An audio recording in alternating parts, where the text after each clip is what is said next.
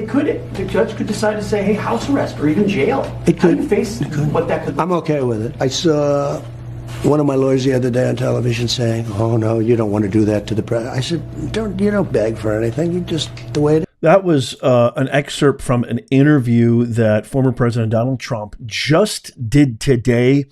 His very first interview, kind of in depth. He did a response with a sort of premeditated press conference right after the verdict. But this is really the first time that we're kind of hearing from him in a more intimate, I guess, more a real kind of way right after the verdict. And you just heard what he said right there. He said, I'm okay with it. You want to send me to jail? Go right ahead. The fearlessness, the conviction, the confidence. I mean, this is the stuff that great leaders are made of. Nothing is going to back this guy down. If you saw my video where I went in depth with what his defense lawyer, Todd Blanche, said behind the scenes, he shared some intimate details behind the scenes. If you haven't seen that video, I'll leave it in the end screen. I'll also leave it in the description of this video. It was, just go to my Rumble and YouTube, you'll find it there. It was phenomenal the way he talked about Trump's resolve and all the intimate details that he gave. It was literally like being a fly on the wall. In this interview, I'm going to share excerpts and then we'll talk about it. He talks about not only the prospect of going to jail, but he talks about the success of the country, his plans moving forward. And then one of the things that I'm so excited to hear him talk about, what he plans to do with the abysmal higher education and really the educational system in our entire country and what's been happening all over campuses in the last 6 to 8 months, if not longer. And it's just phenomenal. And so, and also he's going to talk about how his family is doing. He gets really intimate. That's what I mean. It's kind of a personal one-on-one interview. He talks about his family, how his family is coping through this. This is a father. This is a grandfather. This is a husband. Here is Trump talking about what he looks for in a vice president. Check this out. Let's just ask you directly. What are you looking for in a vice president? So you always have to say, and I mean it, is if something should happen to the president, you have to get somebody who can be a good president, okay? And I think you have to say that. And then the second thing, I want somebody that can selfishly help me to get elected. But typically, if you look over the years, look back 100 years, it's almost never that a vice president helps. I mean, you're out there all by yourself. You really are. There's a day or two of, hoopla, you picked a vice president, and then it goes back. But it's almost never helped. Actually, the one person that helped, I guess you could say, is Lyndon Johnson, because he was a real political animal. And he sort of helped a little bit politically with Daley, et cetera, I guess. But, that's a theory anyway. But typically, a vice president doesn't help. So I would say somebody that you can get along with, somebody that can help you get elected, somebody that can be, and first is somebody that can be a very good president. You ask that same question to somebody like Vegetable-in-Chief Biden or Obama or any of these radical leftist hypocrites, and they will give you this sordid, mundane, long-winded, they have to have character, and they have to have principles, and they have to understand the country. We want somebody who's going to love the country. I love Trump's honesty. This is why he's going to win. This is why he's winning. There was this poll that came out that supposedly, the propagandist corporate media, ABC, CBS, 50% of the country thinks that Trump shouldn't run after getting convicted. It's complete BS. It is complete bupkis. It's absolute garbage. He is winning across the board. He's raised more money. I'll play you a clip of him talking about his fundraising too. He's raised more money after being convicted than he ever has in his entire campaign. The big casino widower, Adelson, who has a stake in the Mavericks and owns the Venetian Sands Corporation, Sheldon Adelson's widow, said she's going to donate $100 million to Trump's campaign. $100 million. This woman's worth $33 billion or something like that, north of $30 billion. She's going to donate $100 million. He's winning. He's winning across the board. But I love his honesty. You know what? I mean, I want somebody who's going to help me win. I mean, a vice president doesn't really do anything. It's not really a politically powerful position. So yeah, I mean, I want somebody who, if something happens to me, is being very realistic, very relatable. I also want to win. I want somebody who's going to get me elected. It's you would never hear that from the hypocritical, highfalutin, elitist, stick their nose in the air, look down upon the American people, these eloquent liars. I call them eloquent LADs, lion-ass dogs. Eloquence is not synonymous with intelligence. They may use $6 million words, and they may say everything perfectly, everything right, but it means nothing. It's empty. It's still empty. It's still nada. These people are sick. They're sick. They're deranged. I talk about the enemy on the outside and the enemy from within. So you have Russia, you have China. But if you have a smart president, you always handle him quite easily, actually. We have a lot of advantages. But the enemy from within, they are doing damage to this country. They want open borders. They want high interest rates. They now want to quadruple your taxes. Quadruple. All my life I watched politics, and it was always like politicians want to lower taxes, not quadruple them. There's a whole sickness going on right now. So we're doing really well. It was a tough venue. We tried to get out of the venue. We tried to get out of the judge, but we tried to get out of both. Wouldn't even think about it. So we had maybe the worst area in the whole country for me, in terms of vote. I'm sure if I sat down and explained it to that section of the world, we could probably make progress. But one of the worst sections, and they always bring them in these sections, D.C., there, places where Republicans, not just me, Republicans get like virtually no votes. But the good news is that I think we've set a record beyond all records for fundraising. That's like a poll. And another one just came out just before I got in that we're 6 points higher than we were before.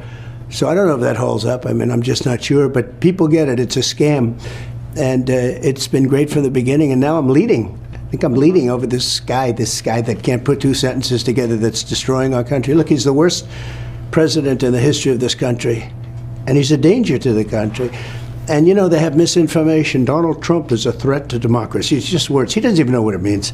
But it's like their slogan, I'm a threat to democracy. I'm the opposite. They're the threat to democracy. Set the arraignment date for 4 days before the RNC. Yeah, well, that's part of the game. It is. Some have suggested you could appeal straight to the Supreme Court because of the special nature of this case. When it comes to the legal maze that you're still facing, and the judge could decide to say, hey, house arrest or even jail. It could. How do you face what that could look like? I'm okay with it. I saw one of my lawyers the other day on television saying, oh, no, you don't want to do that to the president. I said, you don't beg for anything. You just, the way it is. Think of it. They have all my books. They went for 5 years, they sued me getting my tax returns, right? At the end of 5 years, they got them. The Supreme Court actually gave it to them. That was the end of it. That was it. They never found anything. People ask you, why do you do this? How can you do this? I mean, not to mention the rally after rally, the energy. But maybe the question isn't how do you do this over and over, but how does your family do this? All the obstacles, these are things you care about, your ambitions for the country. What about everybody around you? So I think in many ways it's tougher on them than it is on me. They're good people, all of them, everyone. I have a wonderful wife who has to listen to this stuff all the time. They do that for this reason. They do that, all these salacious names that they put in of these people. And I'm not even allowed to defend myself because of a gag order. Think of it. But they put this stuff in to create havoc. These are bad people. I know everything they're doing. I know every move they make. I get it. But a lot of people don't. But it's tougher. I think it's probably, in many ways, it's tougher on my family than it is in me. How's Melania doing with it? She's fine, but I think it's very hard for her. I mean, she's fine. But it's, she has to read all this crap. What about Barron? People started to focus on Barron recently. He's amazing, actually, in a certain way. He's tall, good-looking guy. He's a very good student. And he's applied to colleges and gets into everywhere he goes. He's very sought after from the standpoint. He's a very smart guy. He's a very tall guy, but he's a great kid. He's cool. He's pretty cool, I'll tell you. It's very interesting. The colleges, 6 months ago, you look at a college and you sort of want a certain college, and then you see all of these colleges are rioting. Yeah.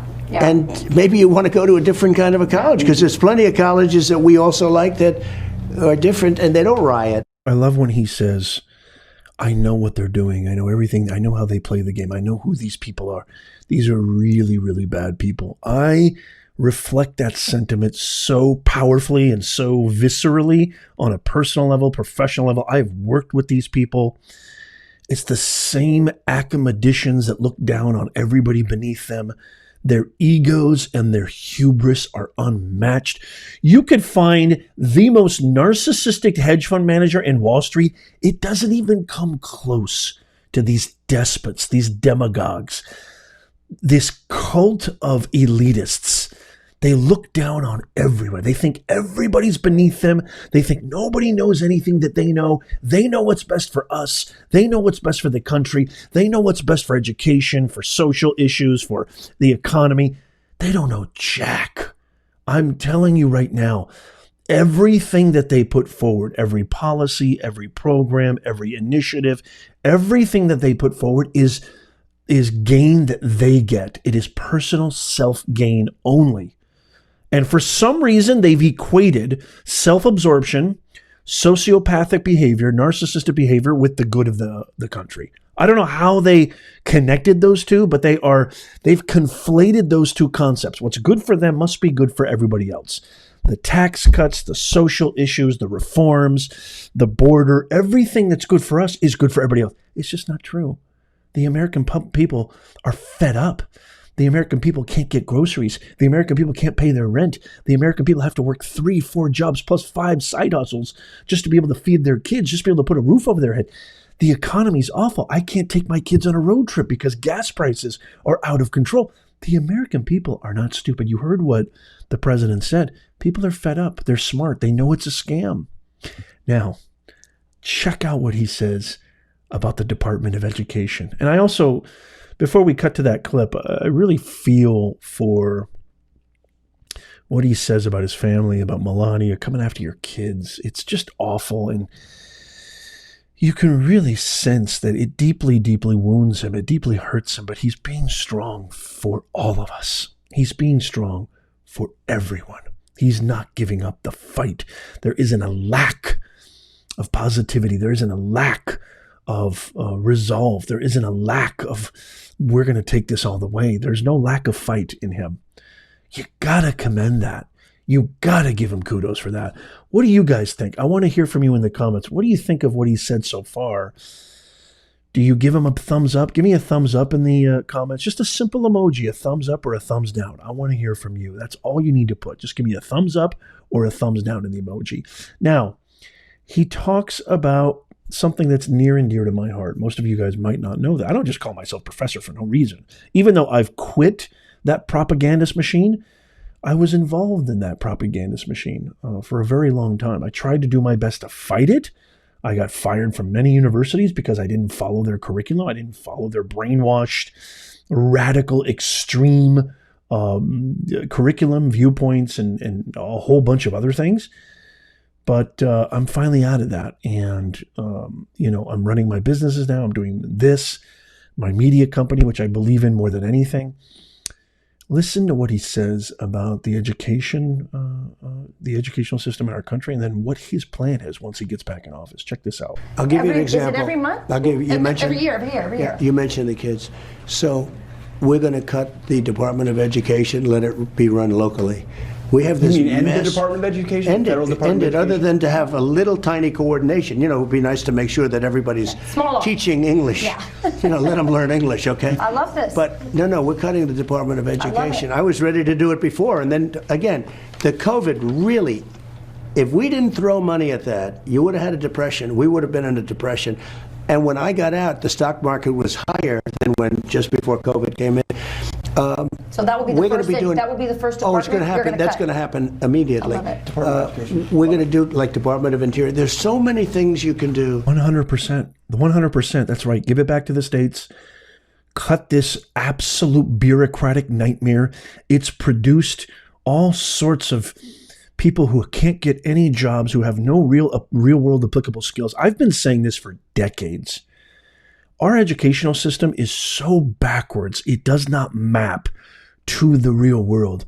It absolutely needs to be abolished. It is a waste of taxpayer funds. It is a waste of resources. They absolutely are not doing anything. We have the lowest scoring ratings. We have the lowest job to graduation to job placement ratios in the entire world.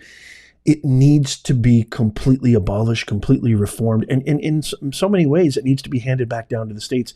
I can't even tell you how much that resonates with me, and it should resonate with you too, especially when you've seen the byproduct of these teachings all across campuses right now across the United States.